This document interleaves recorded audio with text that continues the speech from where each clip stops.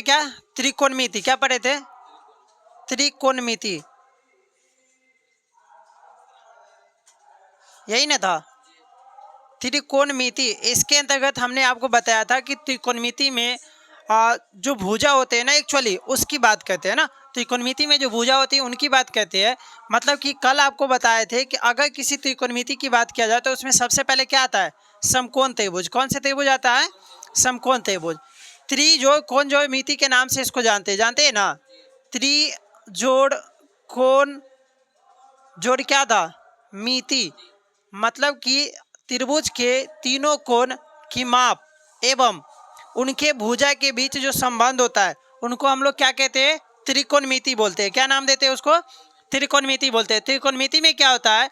त्रि जोड़ कोण जोड़ मिति, मतलब ऐसे इसको तोड़ा गया है, ठीक है ना। इंग्लिश में जाओगे तो उसमें कह देता है त्रि जोड़ भुजा जो माप होता है ना, उसमें भुजा की बात कर देता है, इसमें क्या चीज़ की बात करता है? कोण का। तो इस पे कोई डिपेंडेबल नहीं है, आपको सिर्फ और सिर्फ कॉन्सेप्ट से मतलब है कि आप किस कॉन्सेप्ट से पढ़ रहे हैं, ठीक है ना। तो सबसे पहले बता दें आपको, त्रिकोणमिति में आप लोग जाने थे कि तीनों भुजाओं के माप और कोणों के बीच संबंध होता है, उसको क्या नाम देते हैं हम लोग? त्रिकोणमिति बोलते हैं। इसमें सबसे पहले आपको बताए थे कि अगर हमारे पास एक त्रिभुज होता है जिसका नाम क्या होता है? इसका नाम होता है समकोण त्रिभुज। क्या होता है? समकोण त्रिभुज। अगर जब भी त्रिकोणमिति होगा ये समकोण त्रिभुज में होगा। किस में होगा? समकोण त्रिभुज। और समकोण त्रिभुज के अंतर्गत हमने आपको बताया था कि इसमें एक कोण जो होता है हमेशा क्या होगा? 90 डिग्री का होगा। क्या होगा?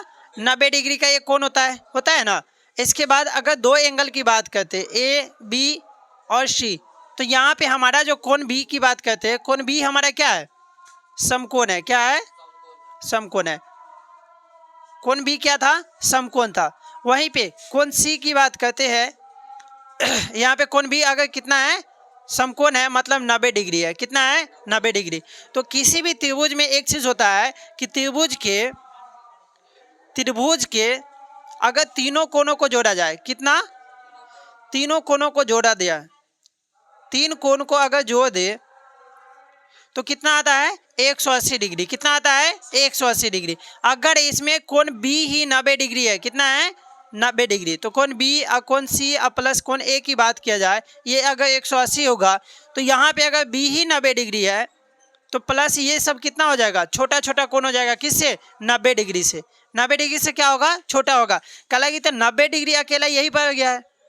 90 डिग्री अकेला कौन हो गया है? ये अकेला ही है ना।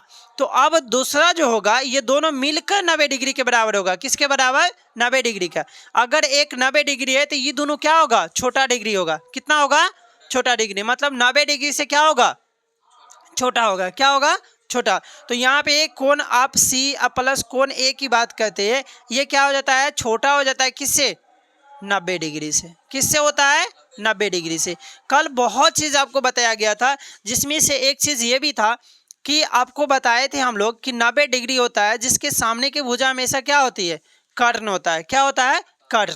अगर यहाँ पे हम बात करें तो बी अगर ये समकोण है 90 डिग्री है तो इसके जो सामने की भुजा हो जाएगी ये क्या होगा? कर्ण होगा। ये कल बताए थे ना। चलिए, अगर कोई एक एंगल मानते हैं, अगर इसको हम थीटा कोण मानते हैं, क्या मानते हैं? थीटा कोण। तो इसके लिए हमारा लंब कौन हो जाएगा?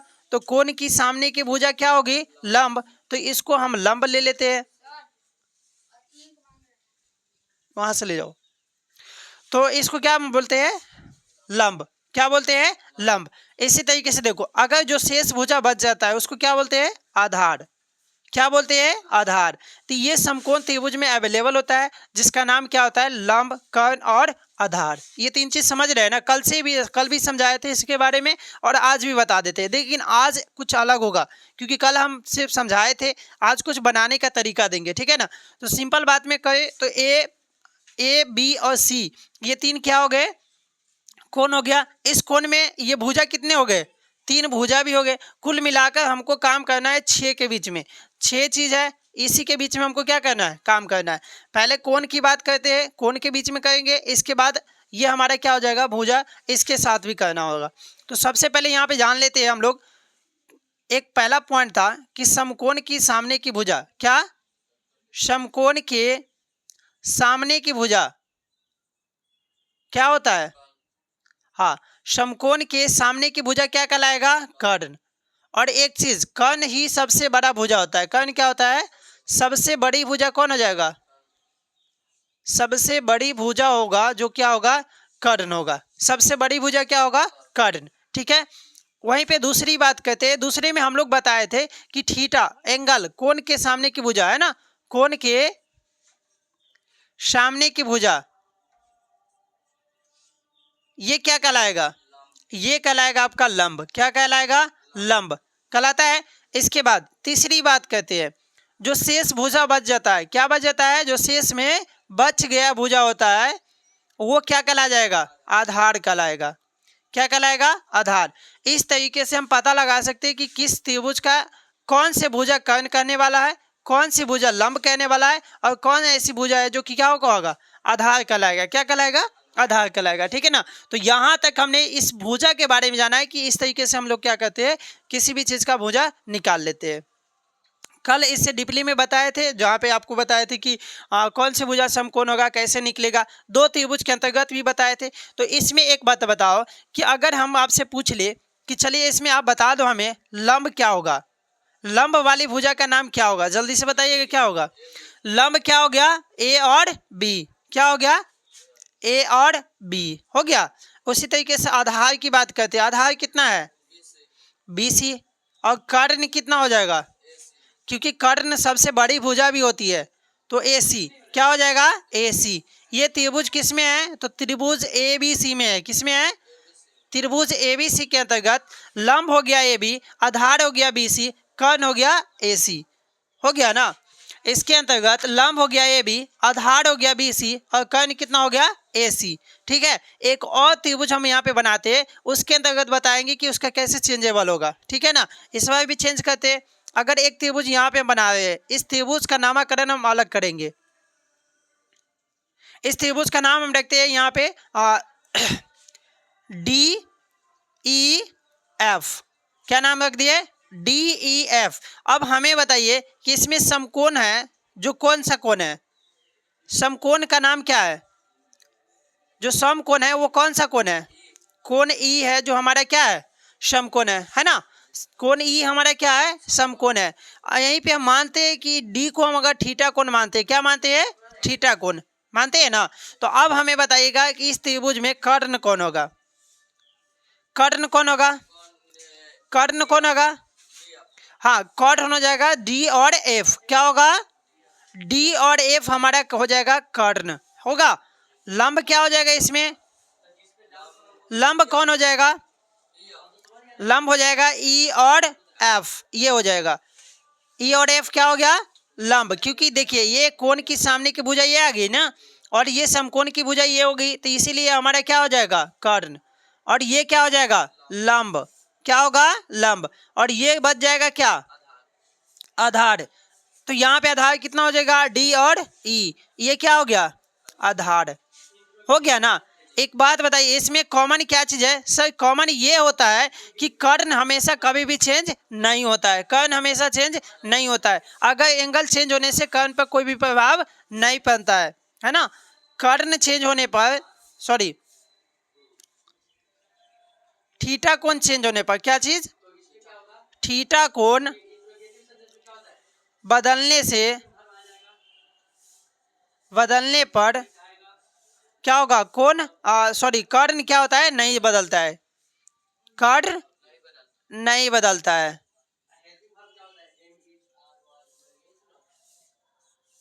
थीटा कोण अगर बदल देंगे तो क्या कर्ण पर प्रभाव पड़ेगा?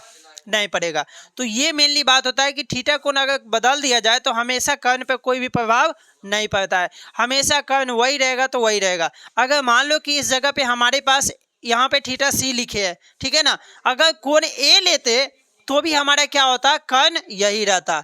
थीटा अगर A लेते तो भी कर्ण क्या होता? यही होता। यहाँ पे भी अगर थीटा कोण हमने D लिया है तो हमारा लंब ये है, कर्ण क्या है? ये है। अगर कोण F भी लेते तो भी हमारा कर्ण कौन रहता? यही रहता ना। तो ये मेनली डिपेंड करता है कि अगर कुछ भी आप कर लीजिएगा, थीटा कितना भी चेंज कर लीजिएगा, आपका जो कर्ण क्या होगा? वही रहने वाला है ना। चलिए, एक सबसे फेमस फॉर्मूला है, सबसे फेमस जो तरीका है इसका समकोण त्रिभुज में, वो होता है पाइथागोरस प्रमेय। क्या होता है? पाइथागोरस प्रमेय क्या होता है? पाइथागोरस प्रमेय। अब इस प्रमेय में होता क्या है कि जो हमारा कर्ण होता है ना, क्या होता है? कर्ण। कर्ण का जो स्क्वायर होता है वो बराबर होता है किसका? लंब के स्क्वायर अब प्लस आधार के स्क्वायर के बराबर होता है। क्या होता है? आधार के स्क्वायर के बराबर होता है। ये आपको ध्यान रखना होगा कि जो हमारा कर्ण होता है, ये जो कर्ण होता है वो लंब का स्क्वायर प्लस आधार के स्क्वायर के क्या होता है? बराबर होता है। अगर इस तरीके से जिस त्रिभुज में बैठ रहा है वो पाइथागोरस प्रमेय का क्या कर रहा है? पालन कर रहा है। अगर इस पे बैठ रहा है तो ही वो समकोण होगा, अगर इस तरीके से वो नहीं आएगा तो वो समकोण नहीं होगा। देखो समकोण में ये होता है कि कर्ण ये होता है, आधार होता है, लंब होता है ना। अगर समकोण में आपने कर्ण का स्क्वायर किया तो बराबर में लंब का स्क्वायर प्लस आधार का स्क्वायर आएगा ही। क्या होगा? कर्ण का स्क्वायर आधार का स्क्वायर आएगा ही। ठीक है ना। तो ये मेनली फॉर्मूला आपको ध्यान रखना होगा। इस पर भी बहुत ज्यादा सवाल बनते रहते हैं, तो इस चीज से आपको ध्यान रखना होगा। ठीक है ना। यहाँ तक आप नोट किए थे ना? ये नहीं नोट किए थे ना? इसको नोट कीजिए। तो आप इसको नोट कीजिए, जब तक इसको नोट कीजिए, पाइथागोरस प्रमेय वाला आप नोट कीजिए।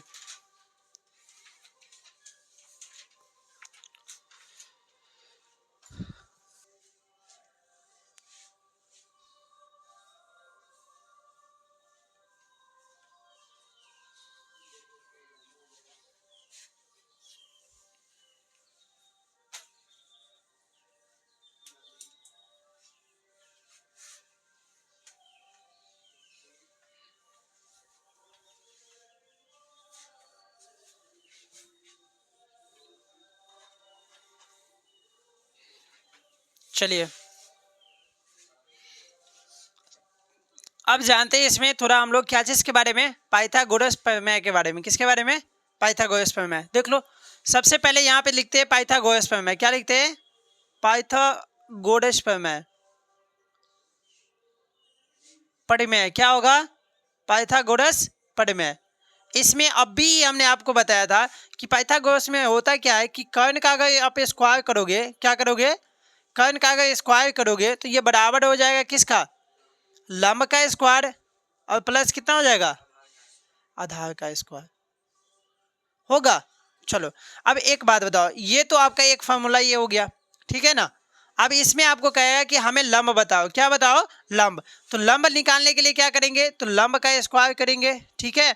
और ये बराबर करेंगे क्या? कर्ण इधर जाएगा तो माइनस में हो जाएगा ना। तो कर्ण का स्क्वायर क्या होगा?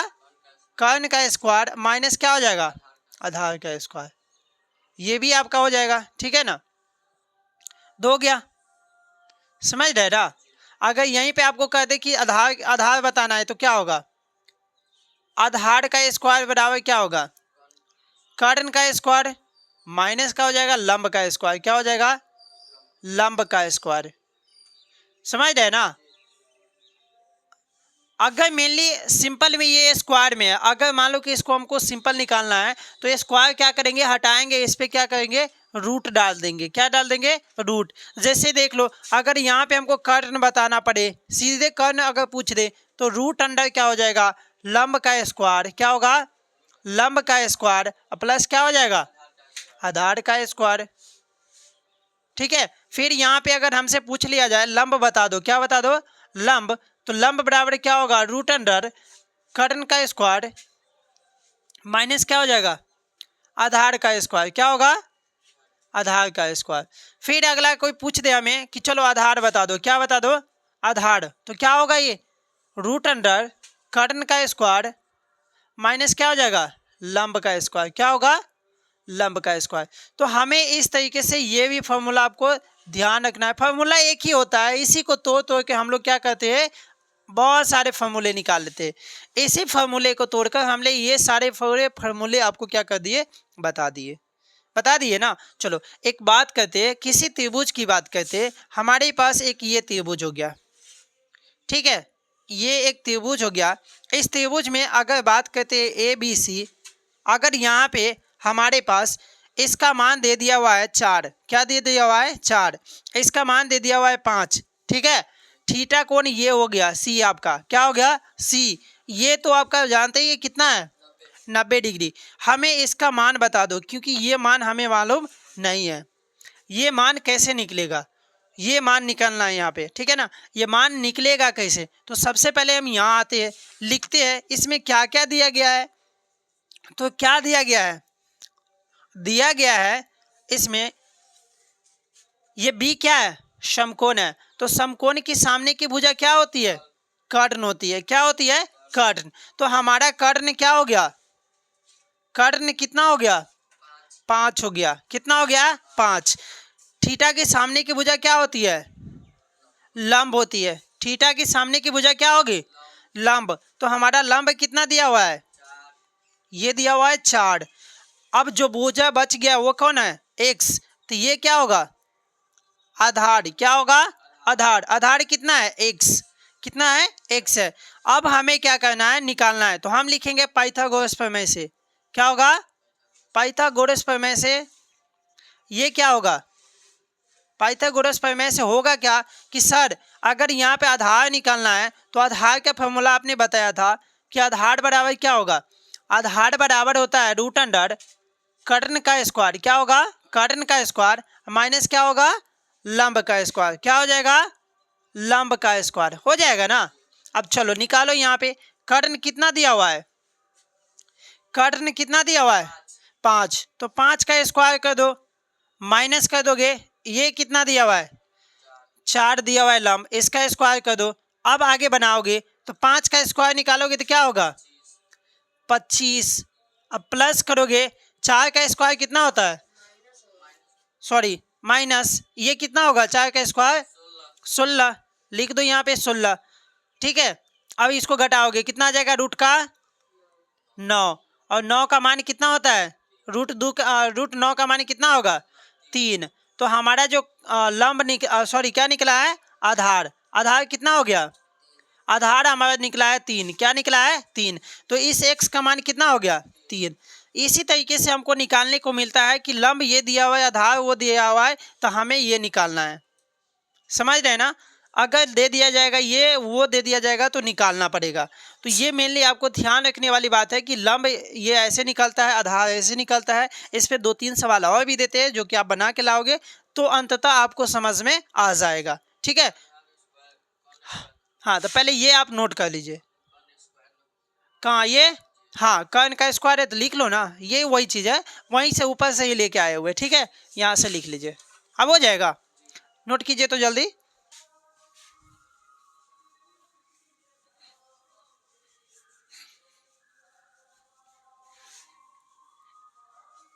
चलो नेक्स्ट सवाल है आपके पास। हमारे पास एक त्रिभुज ऐसे दिया गया है, ठीक है। इस त्रिभुज में ये जो त्रिभुज है इसमें ए है, ये बी है, ये सी है, ठीक है ना। इसमें हमारा थीटा कोण ये है, ठीक है, ध्यान रखना। ये थीटा कोण है हमारा, है ना। और इसके बाद ये कोण हमारा 5 है, ठीक है। ये हमारा 12 है। तो हमें ये निकाल देना है, ठीक है। ये निकाल के बताओ तो इसका मान क्या होगा, इसमें x का मान निकालना है। x का मान इसमें निकाल के बताओ, इसमें x का मान क्या होगा, निकालो। रूट 13 नहीं आएगा। चलो क्या दिया हुआ है, ए दिया हुआ है, बी दिया हुआ है, सी कोण दिया हुआ है, ठीक है ना। इसका एक भुजा दिया हुआ है 12, एक भुजा दिया हुआ है 5 दिया हुआ है ना। ये बेचारे दिख रहा है आपका समकोण 90 डिग्री दिख रहा है ना। इसके सामने की भुजा क्या हो जाएगी, कर्ण। क्या होगा, कर्ण। कर्ण का मान दिया हुआ है x। क्या दिया हुआ है, x। यहाँ पे हो जाता है इसका मान, देखो ये थीटा है ना, थीटा के सामने की भुजा क्या होगी, लंब। तो लंब कितना दिया हुआ है, यहाँ पे लंब कितना हो गया, 5। कितना हो गया, आधार कितना हो गया, आधार हो गया जो 12 हो गया, आधार कितना हो गया, 12 हो गया। अब हमें क्या करना है, निकालना है यहाँ पे क्या, कर्ण। तो पहले दिया गया है, क्या दिया है, तो दिया गया है, सबसे पहले देख लेते हैं यहाँ पे कर्ण का मान हमारा क्या है, नहीं मालूम है। मालूम है, नहीं मालूम है। इसके बाद आधार दिया हुआ है, कितना दिया हुआ है आधार, आधार कितना हो जाएगा 12। लंब कितना हो गया 5। कितना हो गया 5। अब लगाएंगे पाइथागोरस प्रमेय, क्या लगाएंगे, कर्ण बराबर क्या निकालेंगे, कर्ण बराबर क्या होता है, रूट अंडर लंब का स्क्वायर प्लस क्या हो जाएगा, आधार का स्क्वायर, क्या होगा, आधार का स्क्वायर। अब बना दो इस पे, लंब का स्क्वायर कितना दिया हुआ है 5, 5 का स्क्वायर प्लस कितना करोगे 12 का स्क्वायर करोगे ना, 5 का स्क्वायर कितना हो जाएगा 25 प्लस 12 का 144, टोटल जोड़ोगे 169 हो जाएगा, कितना 169। इसको लिखोगे आप 13 गुने क्या होगा 13, मतलब कि हमारा रूट कितना, रूट से निकलेगा तो कितना आ जाएगा 13। तो आधार का मान कितना, सॉरी किसका मान आ गया, ये कर्ण, कर्ण का मान कितना आ गया 13, तो इसका मान कितना हो जाएगा 13, ठीक है ना। बट ये निकालने का तरीका है, इतना देर में आप निकालोगे तो ऑब्जेक्टिव टाइप का जो क्वेश्चन आएगा तो उसमें आप क्या करोगे, फंस जाओगे, क्या कहते हो, फंस सकते हो। लेकिन हम आपको क्या कहते हैं, कुछ ट्रिपल एट्स दिखाते हैं, ट्रिपल्स होते हैं जो त्रिकोणमिति का ट्रिपल एट्स होता है, जो आप याद कर लोगे एक ही बार में निकल जाएगा, है ना। 10 गो 12 गो है वो आप याद कर लोगे, याद हो जाएगा, समझ रहे ना, पक्का ना, लिखा दे, चलो लिखो, यहाँ पे लिखवा देते हैं, आप सभी याद कर लेंगे, है ना। तब इस पे सवाल भी दे देंगे, बना के भी लाना है।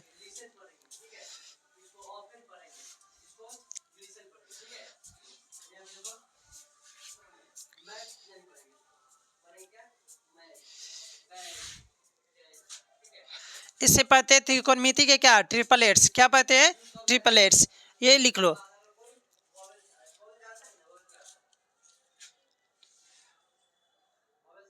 त्रिकोणमिति के ट्रिपल एट्स क्या है, क्या होता है, ये ट्रिपलेट्स होते हैं ना, क्या होते हैं ये ट्रिपलेट्स।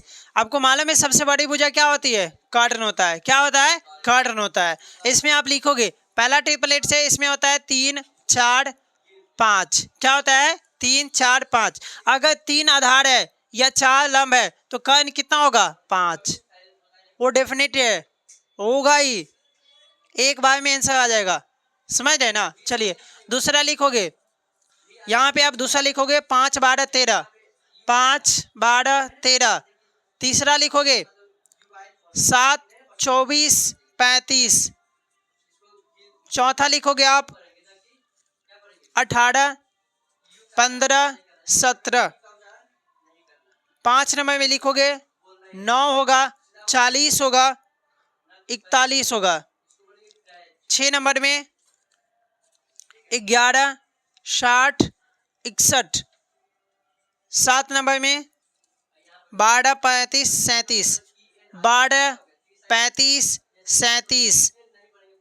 8 नंबर में 13 84, इसके बाद होता है 85। 9 हो जाता है, 9 नंबर में इसका होगा 20 21 29। 10 नंबर लिखना 28 45 53। ये वो सभी क्या होते हैं, ट्रिपलेट्स होते हैं ना, ये आपको याद करना पड़ेगा, ये क्या कहना होगा, याद करना पड़ेगा। अगर याद हो जाता है तो आप डेफिनेटली एक ही बार में सवाल को क्या कर सकते हो, बना सकते हो, एक ही बार में क्या होगा, बन जाएगा, ठीक है ना। ऐसे में बता दो, इसमें सबसे बड़ी भुजा कौन है, 5 है, तो कर्ण कौन होगा 5।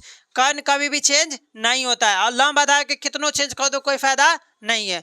यहाँ पे देखो 13 13 क्या होगा कर्ण, 35 कर्ण, इसमें 18 कर्ण, इसमें और इसमें क्या हो जाएगा 37, इसमें 85, इसमें 29, और यहाँ पे कितना हो जाएगा 53।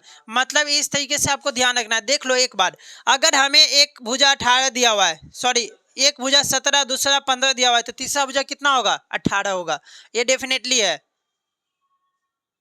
एक बार में सीधे आ जाएगा। जैसे कि हमने आपको बताया था, क्या बताया था, tan थीटा बराबर क्या बताया था, लंब बटे कर्ण बताया था कि आधार, क्या बताए थे, आधार होता है, ठीक है ना।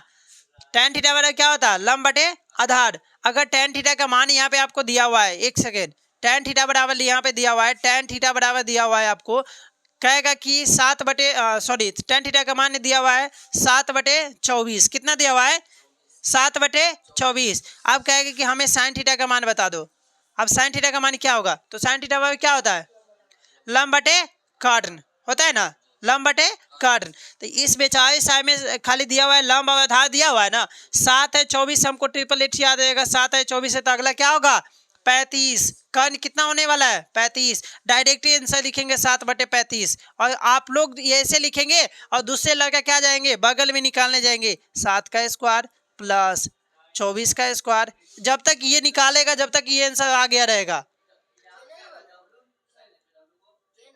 सीधे आंसर लिख देना, हो गया।